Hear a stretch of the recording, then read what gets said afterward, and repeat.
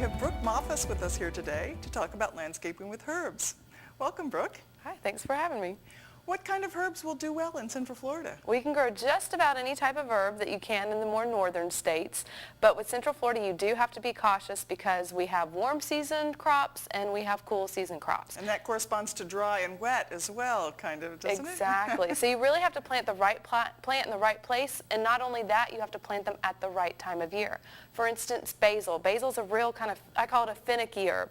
It will grow for you, in the spring until we get into about midsummer, late summer, and it just can't take the heat and humidity. So you really have a short window to grow basil.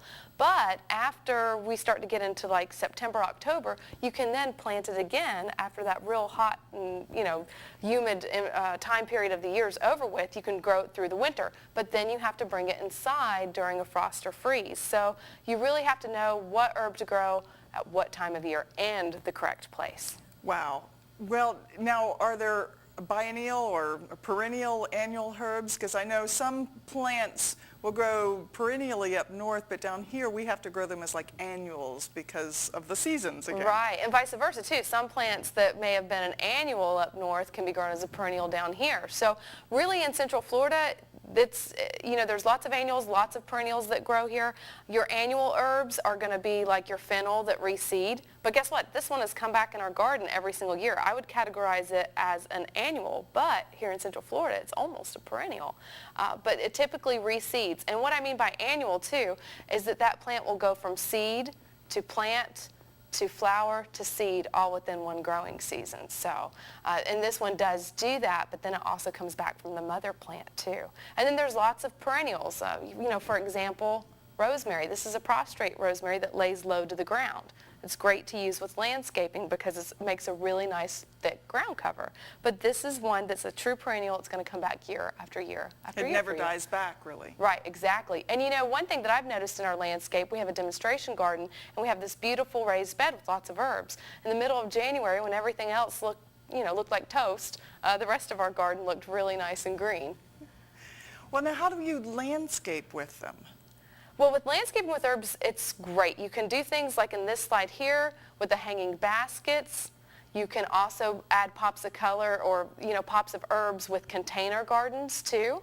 You can even do butterfly gardens. You can grow them as a border. Say if you want to define a bed, you can grow something low and in mass in the front of the bed. You can also even grow them as a backdrop. This is a upright rosemary, very commonly grown, loves the heat and the dry sandy soil conditions, and it's just a great backdrop for other plants. Now, what kind of landscape design principles should I be using, though, when I'm landscaping with these? Okay, well, one thing that you can do is you can grow these plants en masse. Herbs aren't very showy. They're not known for their flowers. They're known for their leaves. So plant them en masse to get a more bang for your buck. Another thing that you can do is you can plant them in odd numbers. And this is a landscape principle that also works with trees and shrubs and flowering plants, but you can also apply this to landscaping with herbs. So that means you're going to plant, your herbs in groups of 3, 5, or 7. And it lets the eye rest a little bit better on that group of plants than, say, if you would have planted in even numbers. Okay. Now, so something like this, oregano would be nice to plant in a mass, but the bay tree would be the bay tree, yes. You could almost plant it as a hedge. I always thought they were a bit more tropical plant, but we have had lots of frosts and freezes in Sumter County, and this plant has done exceptionally well. Now, you can also plant it as a specimen tree, too.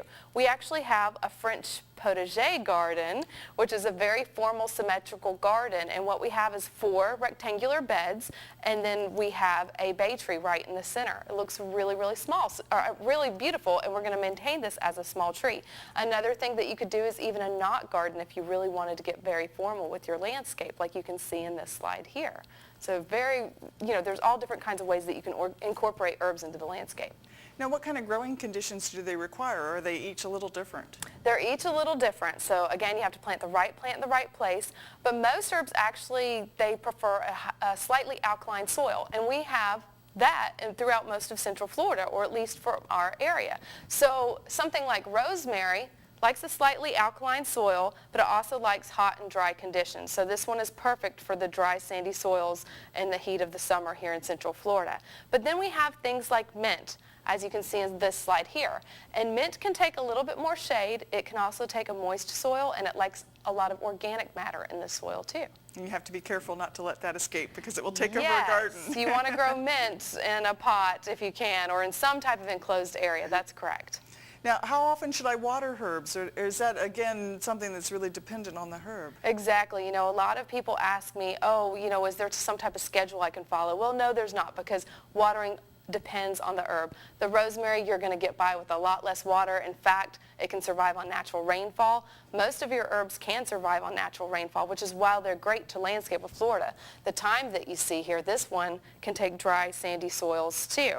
But then again, the mint that we had mentioned earlier, it's going to want moist soil, so you may have to water it more often. It also depends on the growing conditions. Are you growing it in the landscape?